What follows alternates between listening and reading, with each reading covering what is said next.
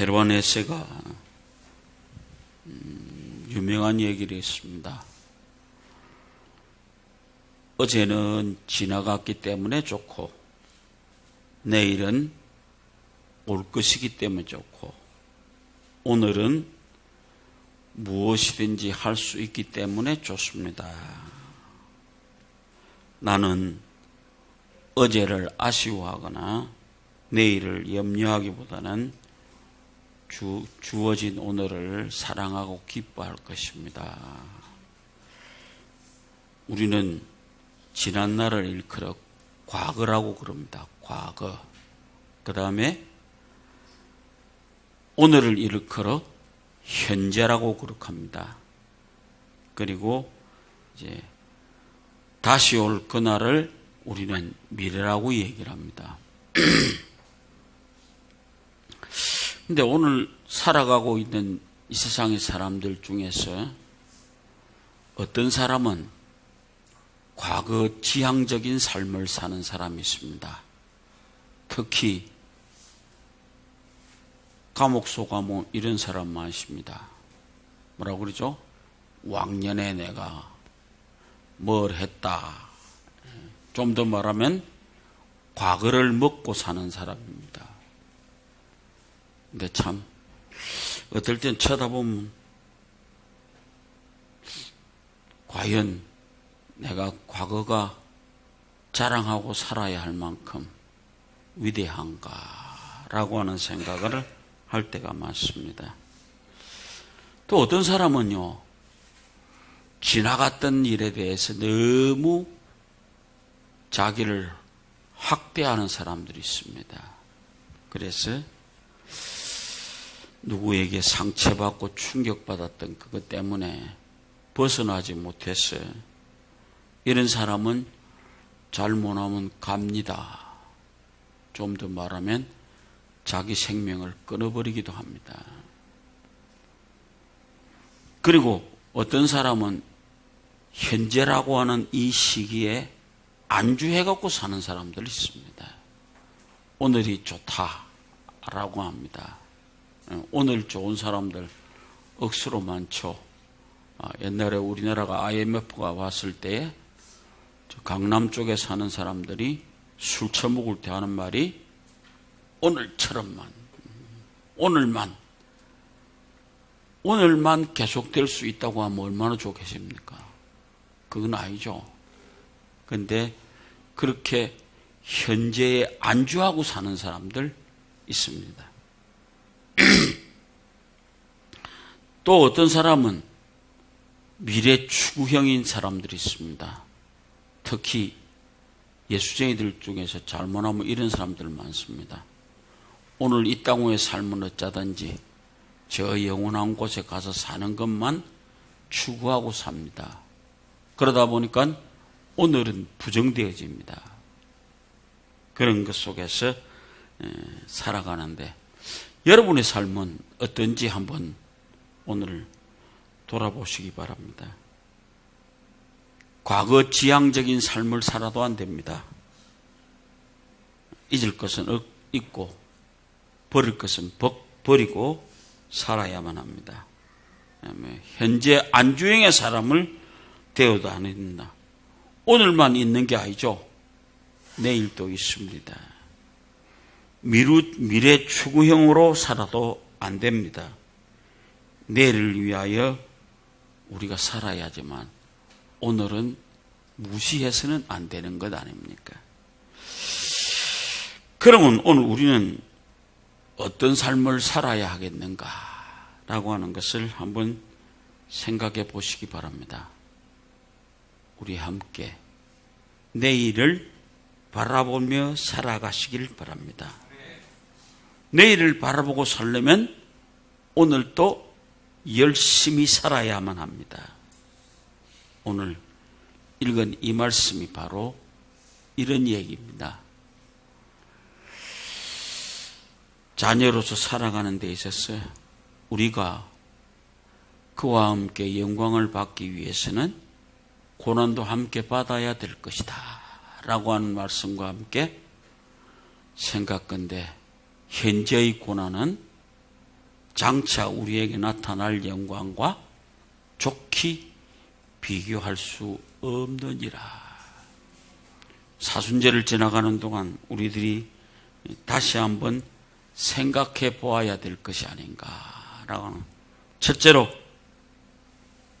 오늘 우리의 삶을 말씀해 주고 있습니다.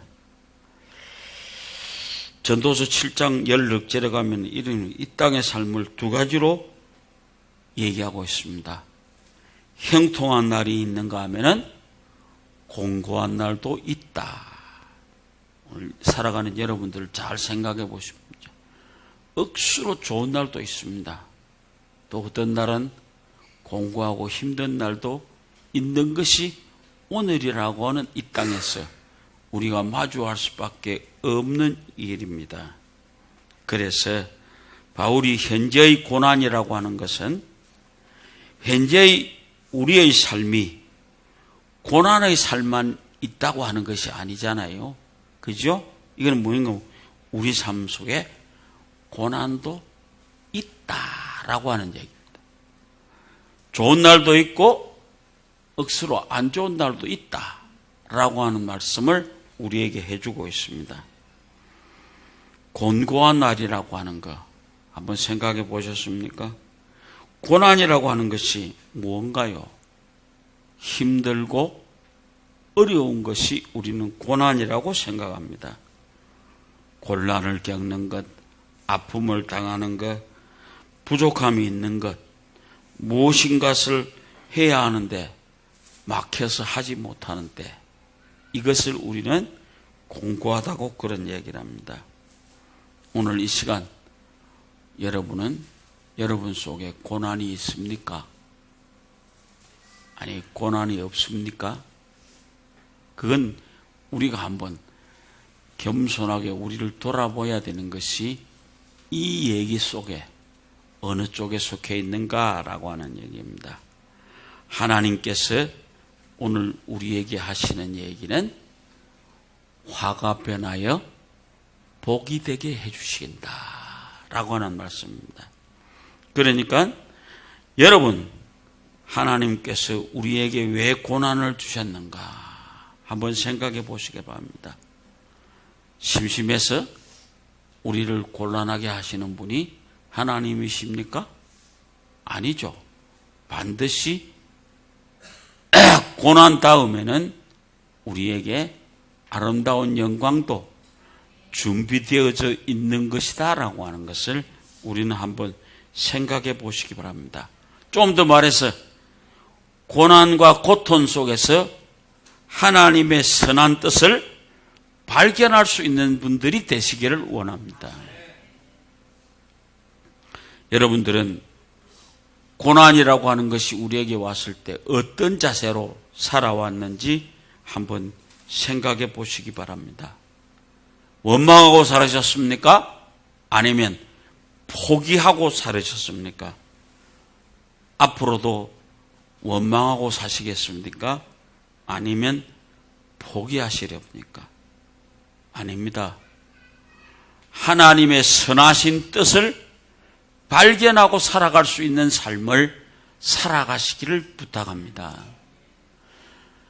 반드시 하나님은 이유 없는 아무렇지도 않은 것을 우리에게 주시는 하나님은 아니다라고 하는 것입니다. 그래서 오늘 우리는 좀 더 어렵고 힘든 일이 왔을 때 그 다음에 무엇이 있는가라고 하는 하나님의 선한 뜻을 발견할 수 있는 눈을 가지시기를 바랍니다. 두 번째로, 장차 우리에게 어떤 일이 일어난다고 말씀하고 계시는가? 바울은 말하고 있습니다. 현재의 고난은 장차 우리에게 나타날 영광하고 뭐라고요?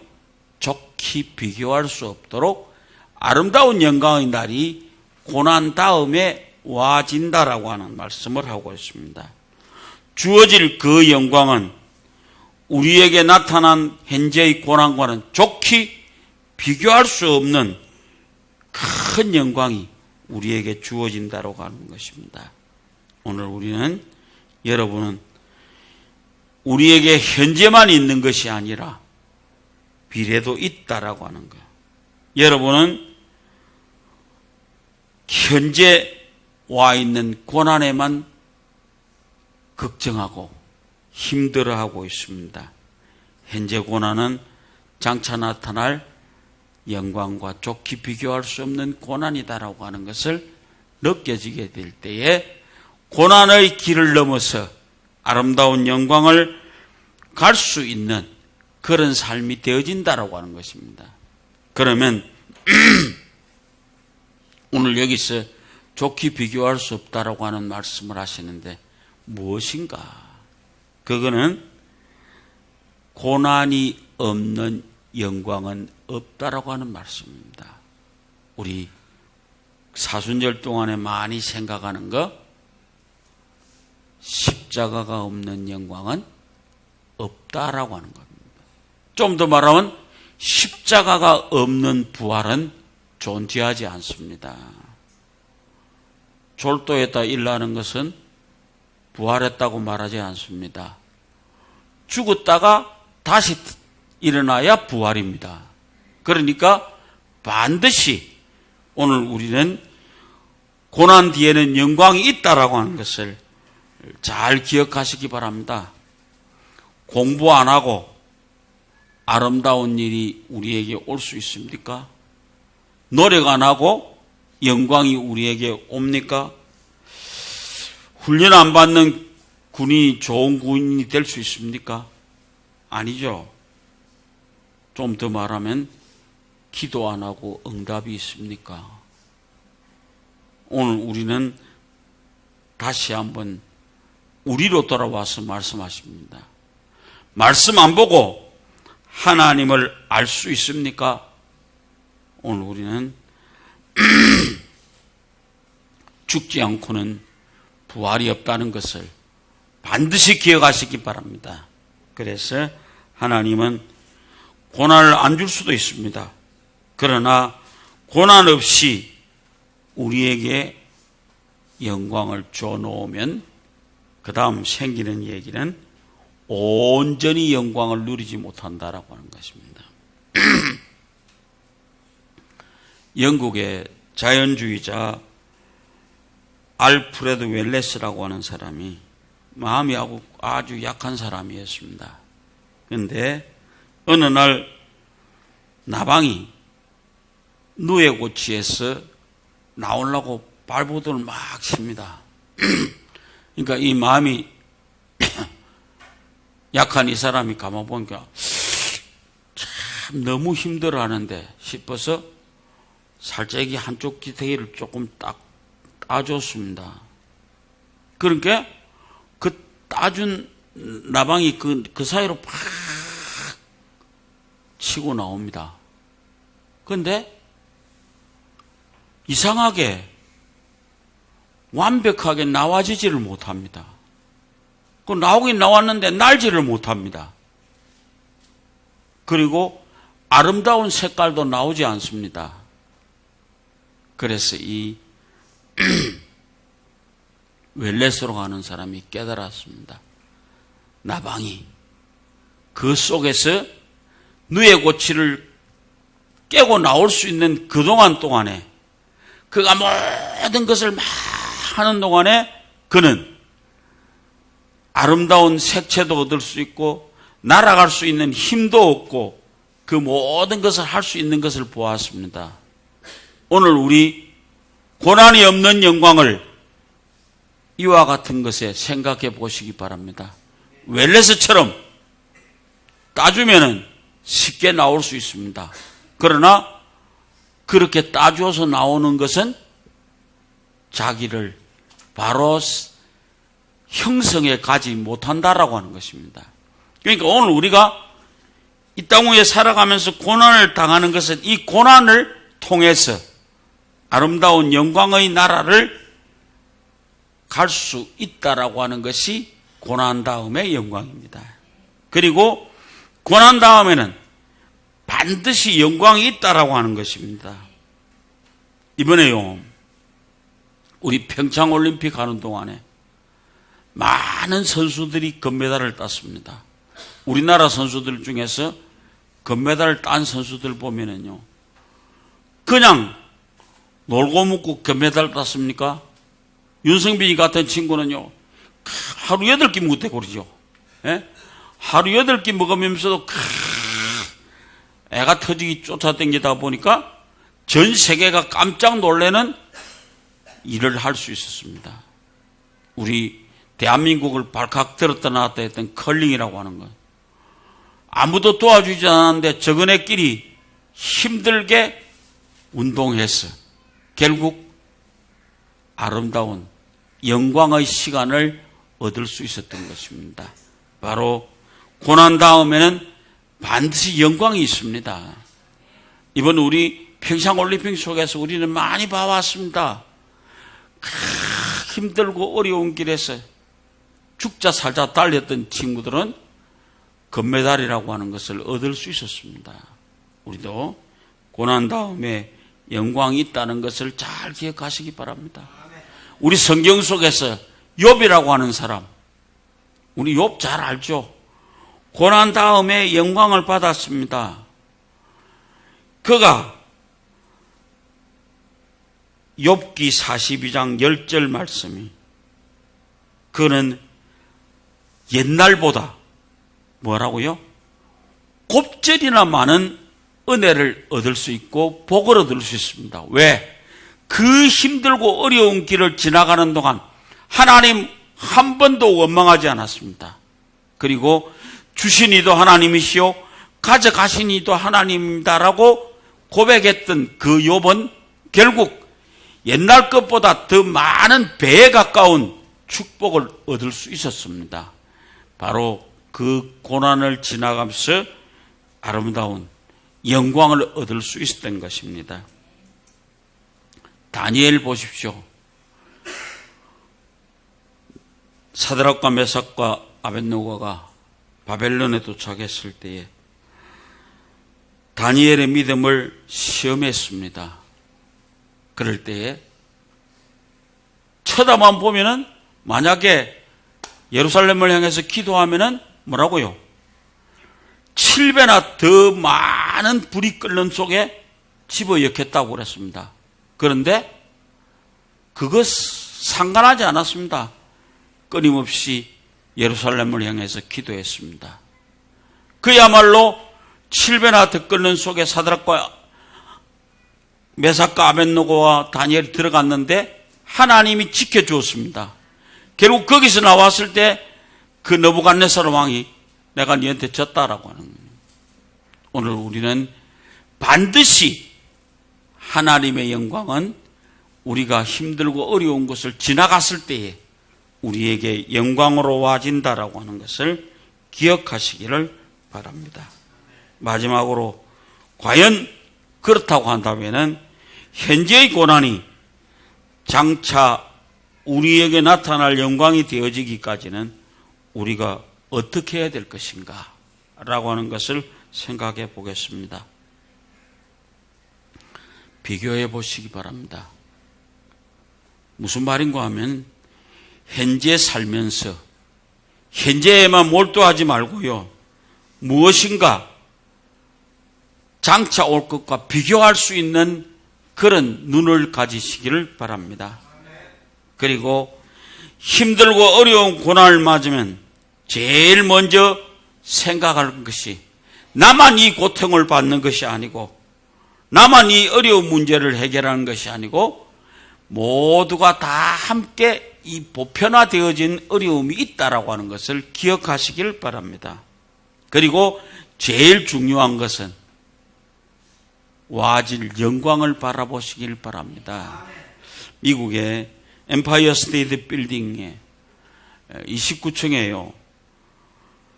뉴욕 시내가 내려다 보이는 그곳에 호텔 방이 있었는데 젊은 친구들 서 있어 그 방을 예약을 했습니다. 그래서 딱 왔는데 그날 오니까 지배인이 나와서 그 세 사람에게 정중한 인사를 합니다. 미안합니다.